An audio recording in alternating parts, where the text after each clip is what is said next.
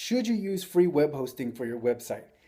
The answer is no. And here's why. Unless you're working on a personal journal or a blog that doesn't really matter, it's kind of like a throwaway project you're doing, then that would be okay for free web hosting. But otherwise, you want to pay for web hosting because with that comes control over your site. And what do I mean by control? Well, first of all, some free hosting platforms have completely gone under, meaning they're out of business, and so is anybody else who blogged with them.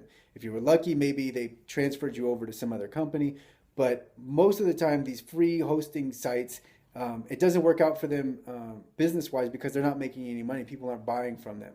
So that's one reason why you wouldn't want to be working under their control. Second reason is because you can't use a lot of the customizations and third-party apps that you would like to um, if you're going to expand your website at all beyond that plain basic site or that plain basic blog.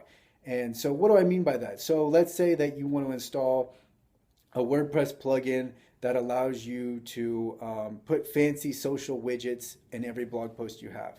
And you're on, let's say, Blogspot or WordPress, and they just don't allow that. Well, then you're out of luck. You've got to work with what they give you and what they allow. If they don't allow it, then you can't use it. And that's not something you want for your website, especially one that you could possibly invest in later on.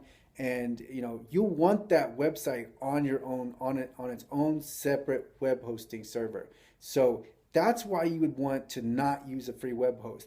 When you use a paid web host, it gives you almost infinite possibilities because you can do whatever you want with your website.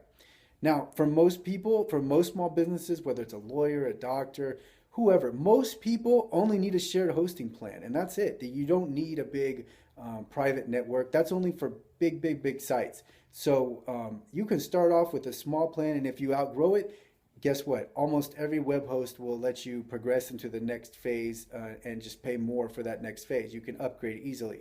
So that's why you want to get a paid web host.